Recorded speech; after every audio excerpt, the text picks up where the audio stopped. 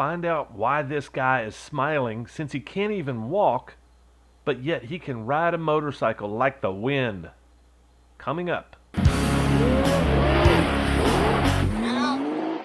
So it's been 5 months since the motorcycle crash that took my lower leg.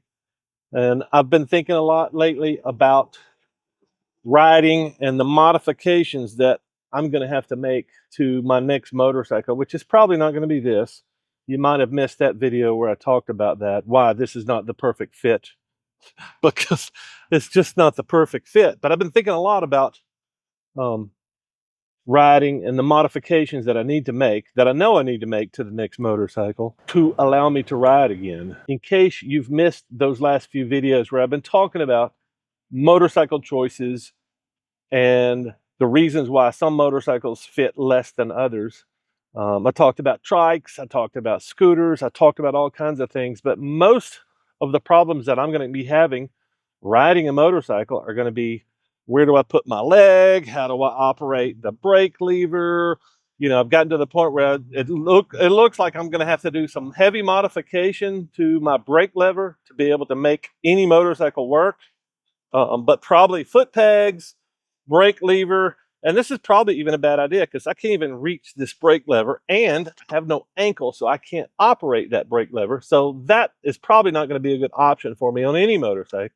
So it's probably going to be another brake lever up here on the handlebars, maybe left or right, who knows. With all this thought of modification in motorcycles, I started thinking about a guy I met over a decade ago at a track day at Barber Motorsports. And talk about modification. This is one of the second guys that I interviewed that was a racer, motorcycle racer, basically, that had highly modified his motorcycle to allow him to ride with a disability. And rather than tell you about the video, I would rather recycle that video and show you again because you probably haven't seen it before.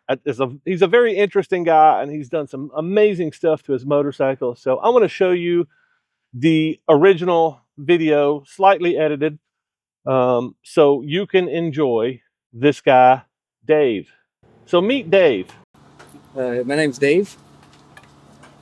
So I was in a motorcycle accident on the street in 1990, and I have a spinal cord injury, which is T4.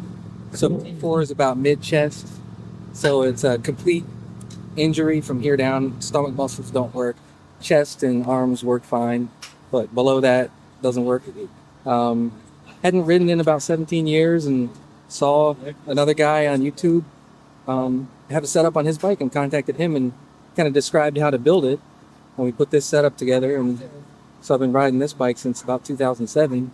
Started doing track days, and so now I just ride it at the track, Memorial Street, anything like that. And you can ride fairly normally. Can't move around on the bike.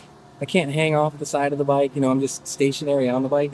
But we have an electric shifter on one side and buttons for a linear actuator on the other side that rotates the arms up and down. And so you only need them to start and stop. And once you get going, it feels like normal riding for the most part. Friends of mine were riding, so summertime would come around and I'm sitting at home and everyone else is going out riding. So that kind of is what fired me up to try and get going and see if I could figure it out and go riding with some of my friends. So really it's just, you know, anything's possible. It just takes a little time to figure it out and a little bit of motivation to get you going, but it's a lot better than sitting at home, that's for sure. So yeah, I used to ride it on the street, and it's a little tricky on the street. You got to think ahead, you got to watch ahead, because it takes 3 seconds from all the way up to all the way down. And the hardest part was the crown of the road. Yeah. When you put it down on a crowned road, it puts you at that angle, wants to steer you off the road. So you got to be going really slow when they touch down, and then when you start off, you got to really get them up fast so you can kind of wiggle the bike up into straight up and down. It was fun on the street, and you're also, at least I was stuck on the bike all day. I've seen on the internet some people have a mount for the wheelchair, and I've seen that, so that would be interesting to try. but I'd never set that up. So you go out for a day of riding, and that's where you're at. You're on the bike. So track days are a lot of fun. So I'm just doing that. Pretty much as long as you've got good arm mobility and muscles and chest works, then you can ride. Yeah. You know, if you don't have the dexterity in your hands or triceps aren't working, it'd be a little bit more difficult.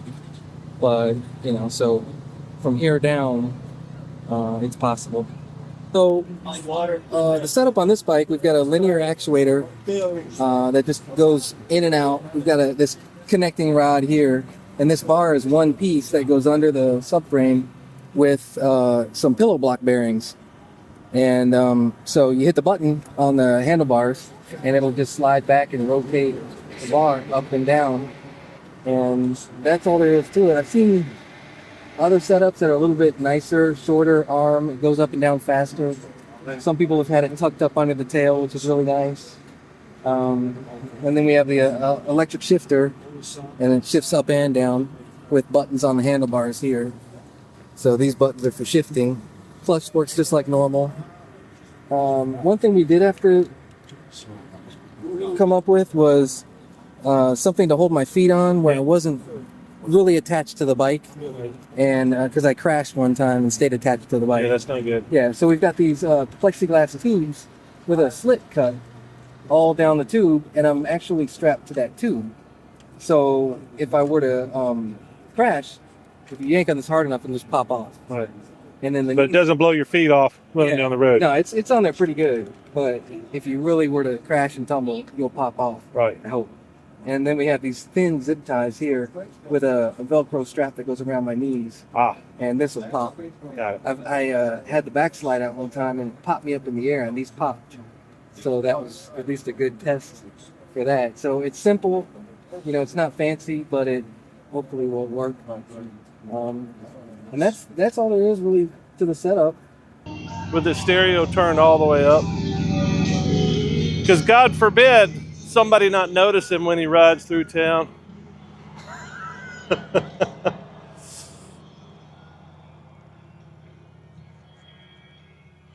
Jesus, all the way the other side of town. Congratulations, you have made it to the Loud Club.